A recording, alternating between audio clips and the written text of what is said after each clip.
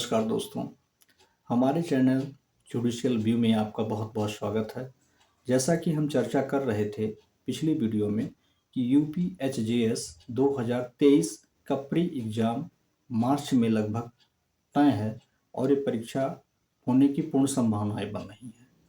मित्रों, यूपीएचजीएस प्री 2023 का सिलेबस अगर हम देखते हैं तो ऐसे प्रश्न पत्रों की संभावनाएं रहती हैं। जैसा कि पूर्व में परीक्षाएं हुई हैं, हर बार ये अपना सिलेबस थोड़ा न थोड़ा चेंज जरूर कर देता है। ऐसी स्थिति में आपको क्या पढ़ना है, कैसे पढ़ना है, इसकी जानकारी हम आपको शीघ्र ही देते रहेंगे। और BNS, BNSS, IPC, CrPC, evidence के साथ साथ आपको हम बताएंगे कि सीपीसी में भी कैसे प्रश्नों का चुनाव आप करें जिससे प्री के एग्ज़ाम में आपको सफलता निश्चित रूप से प्राप्त हो। मित्रों, जैसा कि हम देख रहे हैं कि सिलेबस टफ होता हुआ चला जा रहा है, बहुत सारे नए सब्जेक्ट ऐड होते जा रहे हैं और हमारे कॉम्पिटिटिव छात्रों की समस्याएं बढ़ रही हैं। ऐसे में हमारे बहुत सारे मित्र कंफ्यूज हैं कि हमारी तैयारी कैसे बेहतर ढंग से हो, इसके लिए हम कौन से सब्जेक्ट पढ़ें, कौन सा छोड़ें और किस प्रश्न का चुनाव करें, कैसे प्रश्नों का चुनाव करें, कहाँ से हम प्री के लिए अपना सिलेबस तैयार करें। तो हमारा आप लोगों से यही सबमिशन है कि आप लोग पहले अपनी पुरानी जो किताबें चेंज नहीं हुई हैं, जैसे सीपीसी है या फिर जो है आपके लोकल एक्ट्स हैं, उनकी तैयारी पहले करें जिससे आपके कुछ मार्क श्योर हो जाए।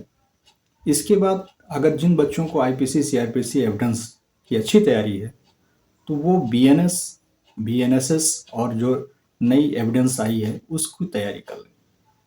विशेष तौर से ऐसे प्रश्नों का चुनाव करें जो नए जोड़े गए हैं, जैसे बीएनएसएस में मर्सी पिटीशन जैसे शब्द को जोड़ा गया है। एक प्रोसीडिंग सीखें और देखें कि ऐसे प्री टाइप के कौन से क्वेश्चन हैं, जैसे कहाँ पर फाइन बढ़ा दी गई है, कितनी फाइन बढ़ा दी गई, पुरानी फाइन कितनी थी, यानी कि सीआरपीसी में क्या फाइन थी और अब बीएनएसएस में फाइन कितनी ज़्यादा है। इन सब पर प्रश्न बन सकता है।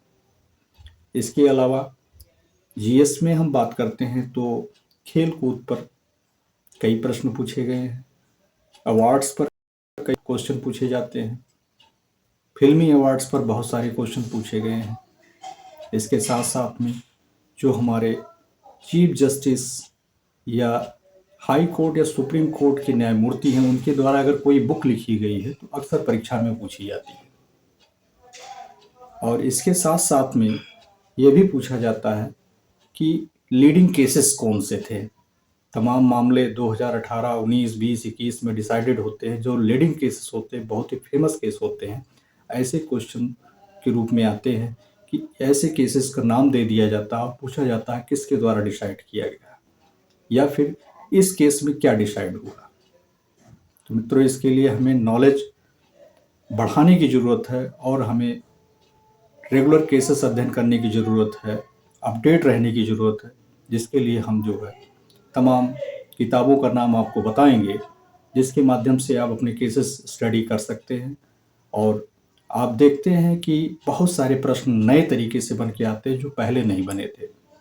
तो इसके लिए भी सावधान रहे, क्योंकि हर बार जीएस का एग्ज़ाम में कुछ नयापन दिखता है और उसके लिए हम तैयार रहना चाहिए। अपनी बेहतर तैयारी करें, करंट जीएस ज़्यादा पढ़ें और पुरानी चीज़ें जैसे कि जो आपकी सब्सटेंटिव लॉ है उन पर विशेष ध्यान दें। कॉन्स्टिट्यूशन के क्वेश्चन पर विशेष ध्यान दें, क्योंकि कॉन्स्टिट्यूशन का क्वेश्चन आपके जीएस और लॉ दोनों में पूछा जाता है।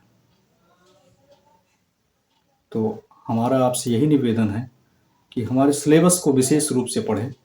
और हमें आपको ये बताते हुए बड़ा हर्ष हो रहा है, खुशी हो रही है कि हमारी परीक्षा 2023 की जो अब मार्च में लगभग होने वाली की उम्मीद बन रही है, इस पर आपको जो है अच्छा नॉलेज हो और आप ज़्यादा से ज़्यादा अंक प्राप्त कर सकें और मेंस के लिए क्वालिफाई हो पाएँ। धन्यवाद।